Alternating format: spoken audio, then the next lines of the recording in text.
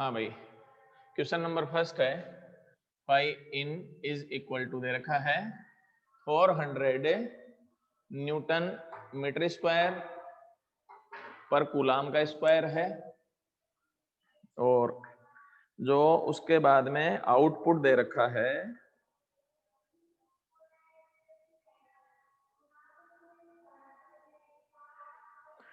उसका वैल्यू दे रखा है 800।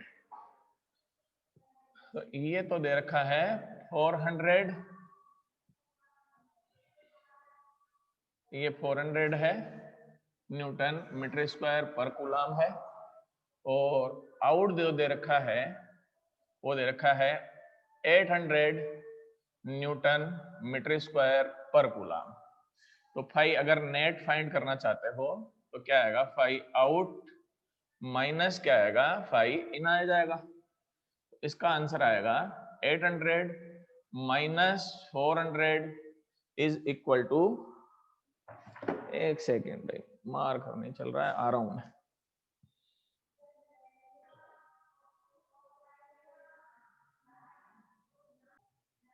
चलो जी भाई,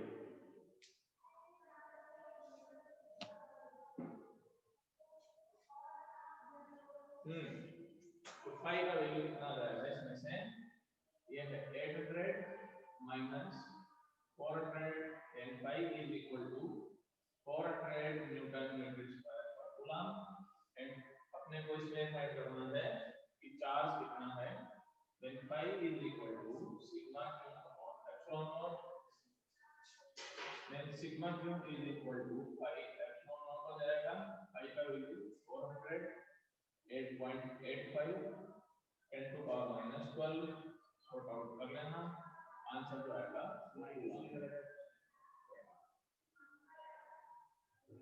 पहले मार्कर नहीं मिला, फिर जो मिला वो चला नहीं है, वो चालू नहीं हो रहा है, उसमें साइन इन वो मांग रहा है जो। हाँ तो आगे है भाई, सेकंड क्वेश्चन है,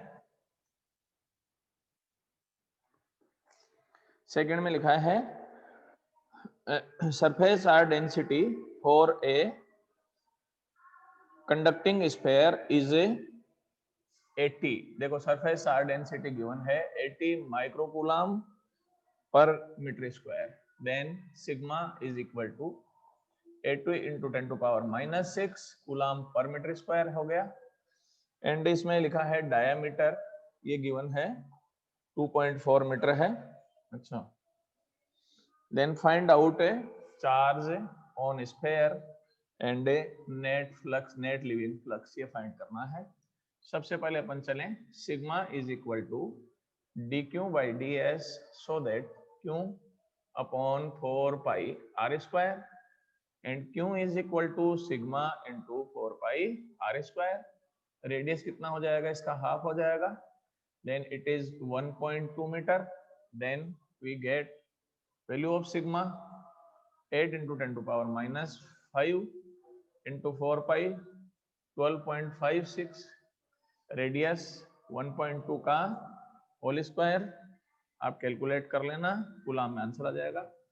देन 5 फाइंड करना है, sigma Q upon epsilon not and Q upon epsilon not, so that value of Q place कर देना 8.85 10 टू पावर माइनस 12, इसको कैलकुलेट करके इसका वैल्यू फाइंड कर लेना, Newton metre square per coulomb में इसका आंसर आ जाएगा भाई।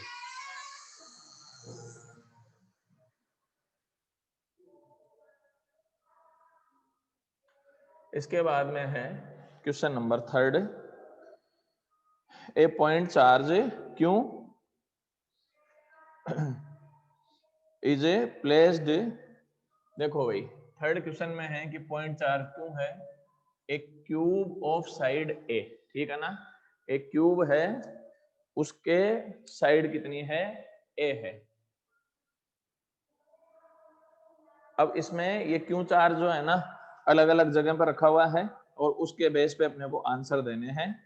जैसे एक बार तो सेंटर में रखा हुआ है, उसके बाद में एक में दे रखा है एज पर दे रखा है, एक बार फेस पर दे रखा है, तो टोटल फ्लक्स भी फाइंड करना है और उसके अलावा अपने पास फ्लक्स लीविंग बाय पर फेस, ये भी फाइंड करना है। तो दो चीजें फाइंड करनी है, एक तो टोटल फ्लक्स फाइंड आउट करना है एंड लीविंग फ्लक्स बाय पर फेस ये भी फाइंड करना है।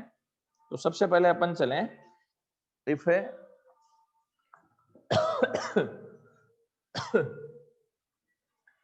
Charge placed at centre of cube, cube के सेंटर में चार्ज रखा हुआ है। तो अब अपने पास चलें, phi is equal to sigma Q upon epsilon zero हो जाएगा, अपने पास आ गया होगा समझ में, ठीक है। अब क्यू अपॉन एप्सिलॉन जीरो हो जाएगा, तो ये तो टोटल हो गया फाई टोटल। पर फेस का कितना हो जाएगा, पर फेस फ्लक्स कितना होगा, 5 days is equal to 5/6 then Q by 6 epsilon है 0। इसमें तो कोई दिक्कत नहीं है भाई अपने पास, ठीक है ना। अब अपन चलें, इसमें सेकंड जो दे रखा है, charge placed at edge of cube. अब देखो एक बार कुछ चीजें हैं जो मैं क्लियर कर देता हूं कि क्यूब की एज पर रखा हुआ है। तो क्यूब की एज पर कैसे रखा हुआ है, ये है इसको समझने का तरीका। एज कौन सी होती है और कैसे क्या चलता है, वो कुछ चीजें आपको क्लियर हो जाएगी अभी। देखो जी भाई, इसको कहते हैं एज, ये लाइन है अपने पास एज, ठीक है ना। ये कोई सी भी लाइन ले लो, एज के सेंटर पे रखा हुआ है, तो adjoining line of two vertices is called edge, ठीक है ना। अब एज पर अगर रखा हुआ है तो आप ये समझो कि जब चार्ज यहां पर रखा हुआ होगा तो क्या टोटल इलेक्ट्रिक फील्ड लाइंस इस क्यूब में आएगी तो या थोड़ी बहुत बाहर भी जाएगी। आप ये देखेंगे कि सारी इसके इनसाइड में नहीं जाएगी, थोड़ी बहुत बाहर भी जाएगी कि नहीं जाएगी। अब सवाल उठता है कि इसके अंदर चार्ज का कंट्रीब्यूशन कितना होगा, इस क्यूब के अंदर इस चार्ज का कंट्रीब्यूशन कितना होगा।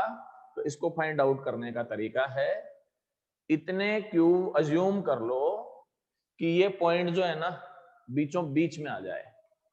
इतने क्यूब अज्यूम करो कि ये पॉइंट जो है वो बीचों बीच में आ जाए। तो अब अगर आप इसमें थोड़ा सा ध्यान लगाओगे तो समझ में आएगा कितने क्यूब होने चाहिए टोटल, बताओ देखें कितने होने चाहिए भाई, 4 क्यूब, वेरी गुड। 4 क्यूब हैं, तो कंट्रीब्यूशन ऑफ चार्ज कितना हो जाएगा इसमें, ये बता दो। Contribution contribution of charge in cube, ये क्यू बाई 4 हो जाएगा। So that presence of charge और contribution of charge is Q dash is equal to Q by 4, ठीक है। अब अपने पास इतना कंट्रीब्यूशन रहा तो नेट फ्लक्स कितना हो जाएगा ये बता दो। Net flux five is equal to Q dash upon epsilon 0 and Q by 4 upon epsilon 0। ये तो टोटल फ्लक्स आ गया अपने पास, टोटल फ्लक्स ऑफ। अब सवाल उठता है कि एक जो टोटल फ्लक्स आया वो 6 फेज का है या कितने फेज का है, कितने फेज का होगा कोई बता सकता है क्या अपने पास, ये जो आया वो कितने फेज का हुआ। देखो भाई ये केवल 4 फेज का ही होगा, है ना। 2 फेज का फ्लक्स जो है ना वो अपने पास किसके इक्वल हो जाएगा, 0 के इक्वल हो जाएगा। उसका तरीका बता देता हूं किस किस का 0 होगा। ये पॉइंट जो है ना जितने फेसेज को टच करता है उनका 0 हो जाएगा। किस किस को टच करता है, A B C D E and F. कौन से फेसेज पर है ये अपने पास बता दो। देखो एक तो ए बी सी डी पर आ रहा है कि नहीं आ रहा है, ए कौन से पर आ रहा है, डी ई एफ ए पर आ रहा है। तो इनका फ्लक्स जो होगा वो किसके इक्वल हो जाएगा, 0 के इक्वल हो जाएगा। उसके बाद में बचे कितने, 4। तो अपने पास ये लिख सकते हैं flux of 2 phase is a 0 so that flux of 4 phase of है 4 फेसेस, ये है इसका 4 faces, phi is equal to Q upon 4 epsilon है 0। ठीक है, तो अब एक का कितना होगा, पर फेज कितना हो जाएगा अपने पास, पर फेज कितना होगा, वो कैसे फाइंड आउट करोगे, इसको 4 से डिवाइड करना पड़ेगा। एक बार स्क्रीनशॉट ले लो, फिर मैं आगे बढ़ता हूं।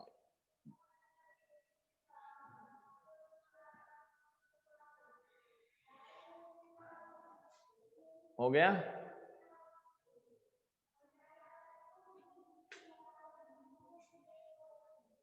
चलो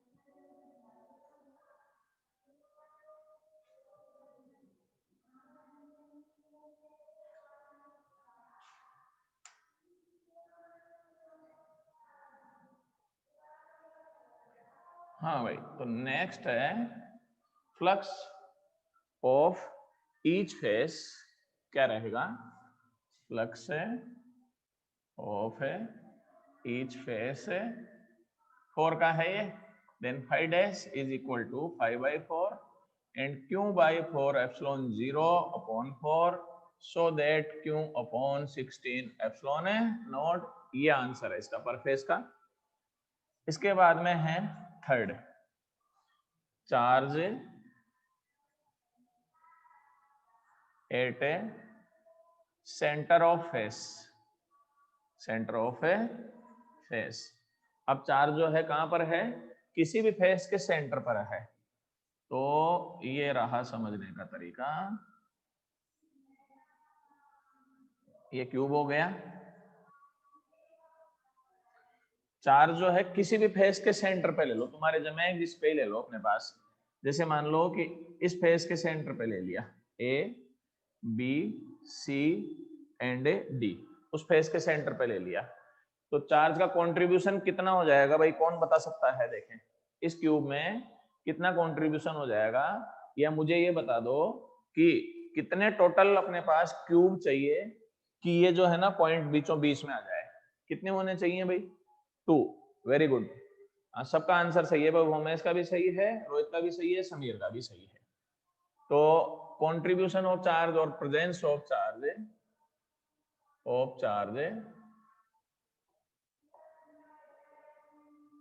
इन क्यूब हाफ हो जाएगा इसमें, Q dash is equal to Q/2 हो जाएगा, देन फ्लक्स कितना होगा, 5 is equal to sigma Q upon epsilon 0, Q dash upon epsilon 0 and 5 is equal to Q/2 epsilon 0।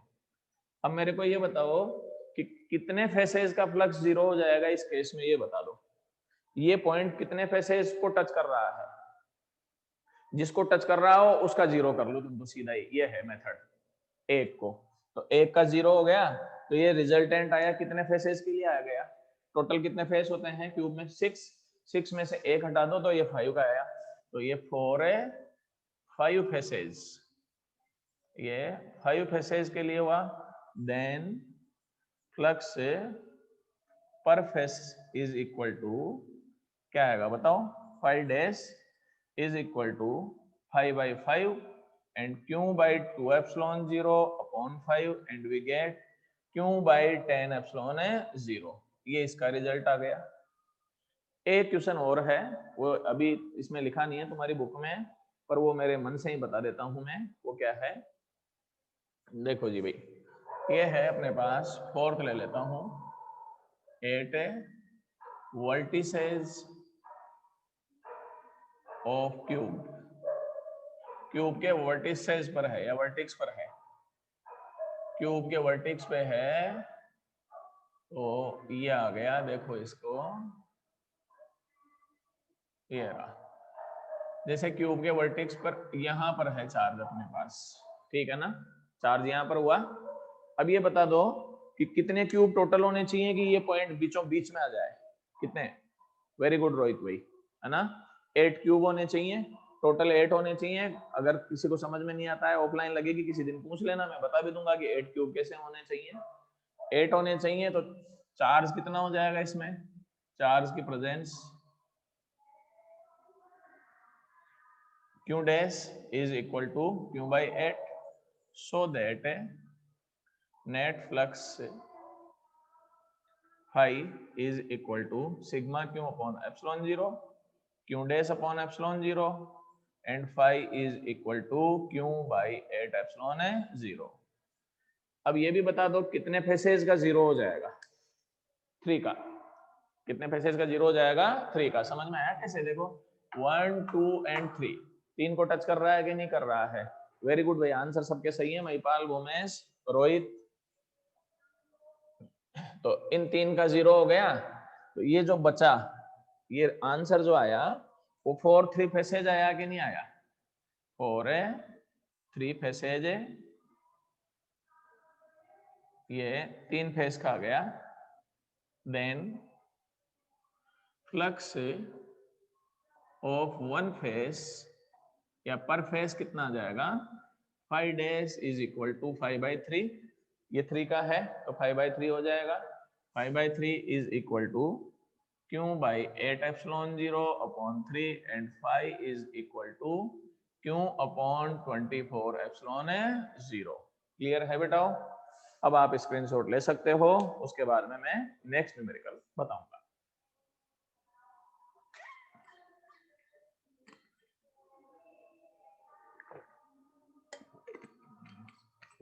चलो जी भाई,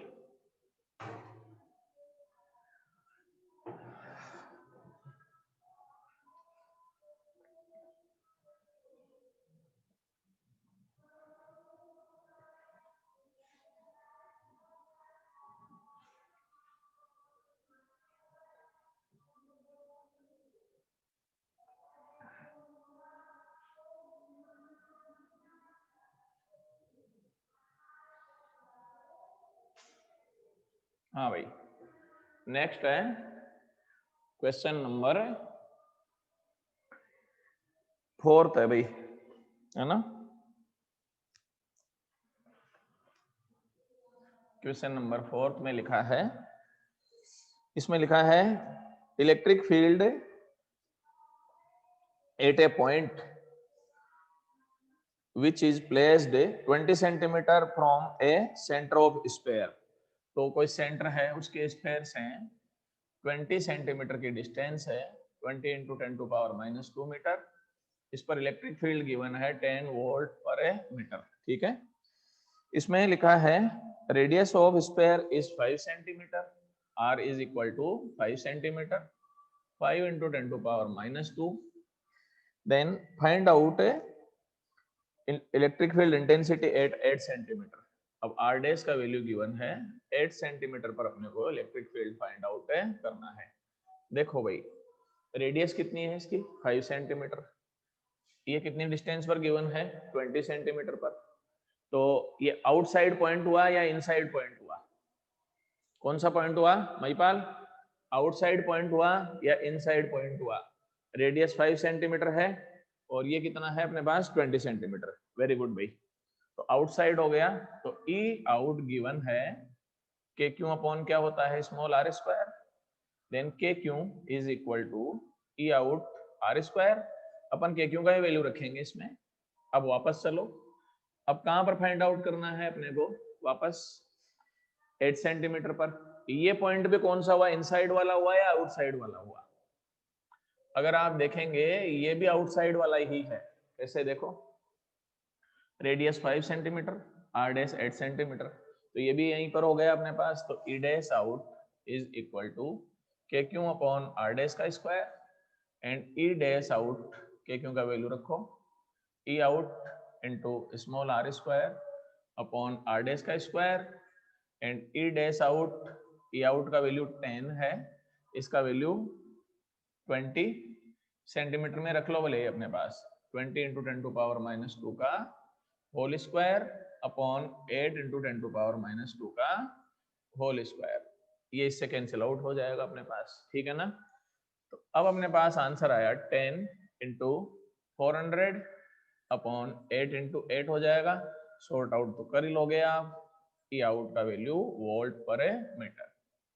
क्लियर है बेटा? हाँ भाई, नेक्स्ट है 5th क्वेश्चन है।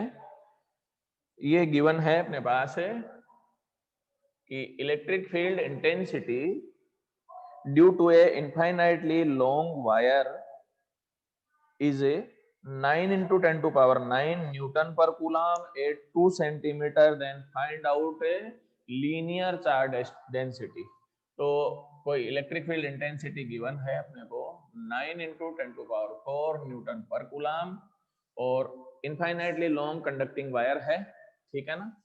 तो R इक्वल टू 2 सेंटीमीटर पर है, 2 इंटू 10 टू पावर -2 मीटर हो जाएगा। लेमडा फाइंड आउट करना है, बहुत इजी है भाई।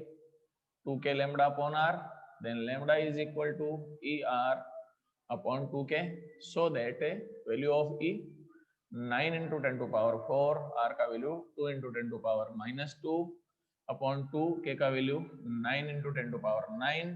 ये इससे कैंसिल आउट हो जाएगा, ये इससे कैंसिल आउट हो जाएगा, ये यहाँ से कर लेना। And lambda is equal to 10 to power -7 coulomb per metre. आ गया समझ में? कोई दिक्कत नहीं होनी चाहिए मेरे हिसाब से। तो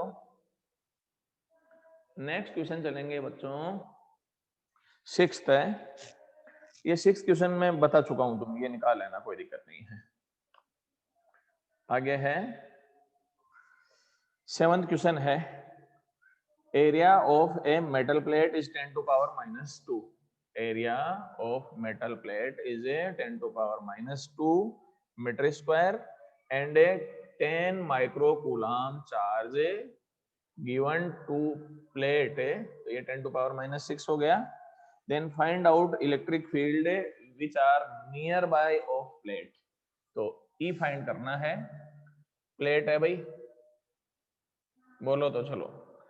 E इज इक्वल टू, ये पढ़ा होगा, सिग्मा अपॉन एप्सिलॉन 0 आता है, इनफाइनाइटली कंडक्टिंग प्लेट है। तो देन अपने पास क्या रहेगा, E सिग्मा का value dq by ds, then q upon a epsilon 0, 10 to power -5, 10 to power -2, 8.85, 10 to power -12।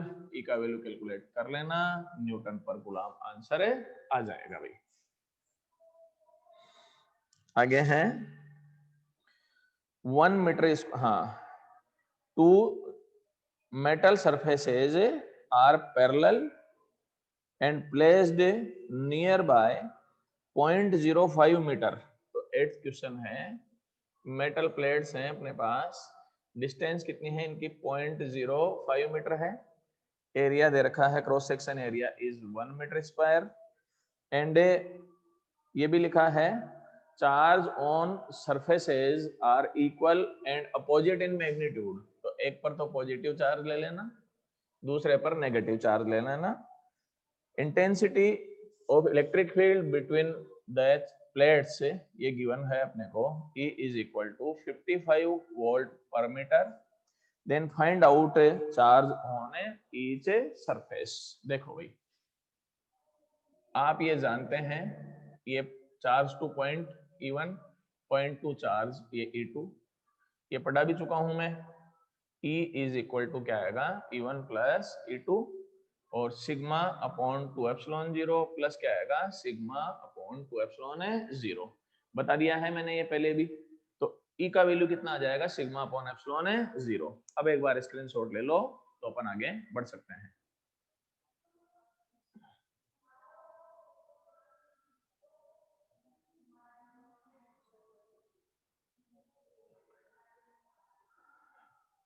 चलो जी भाई,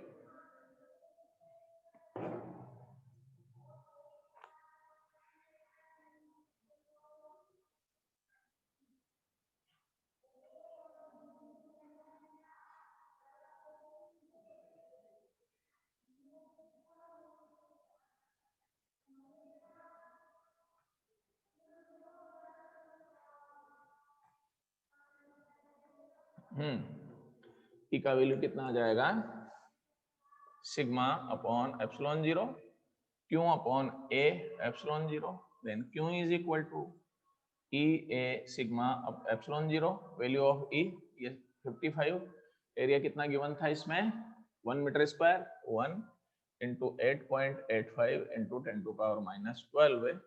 तो क्यों का वैल्यू फाइंड आउट कर लेना, कूलाम में आंसर आ जाएगा भाई। आगे है अपने पास है क्वेश्चन नंबर 9 है।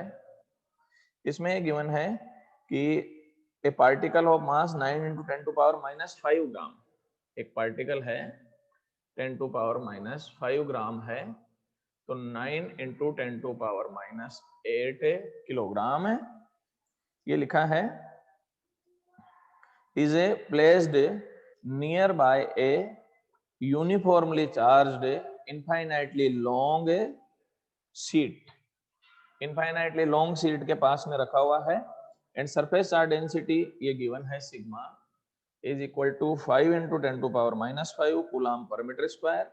Then find out charge on particle so that ये है अपने पास जो है सस्पेंडेड इन एयर, मतलब एयर में नीचे नहीं गिरे। अब एयर में नीचे नहीं गिरे तो इसका समझने का ये तरीका मान लो, ये हो गया। अब ये चार्ज है, नेगेटिव चार्ज होना चाहिए तभी तो नीचे नहीं गिरेगा। तो सबसे पहले mg तो किधर काम करेगा, नीचे, और F इक्वल टू क्यू किधर काम करेगा, ऊपर काम करेगा। तो mg जो है वो किससे बैलेंस हो जाएगा, क्यू से। Then Q is equal to क्या हो जाएगा, mg, and Q is equal to mg upon क्या हो जाएगा, E।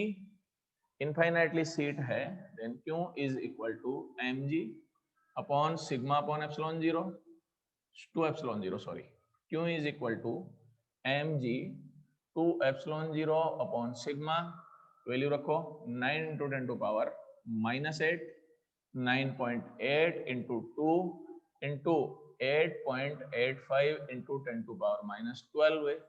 वैल्यू ऑफ सिग्मा ये रहा 5 into 10 to power minus 5, sort out कर लेना, आंसर आ जाएगा कूलाम में। ठीक है, अब बाकी के बच्चे हुए न्यूमेरिकल जो हैं भाई वो कल करा देंगे, आज टाइम इतना ही है। थैंक यू भाई।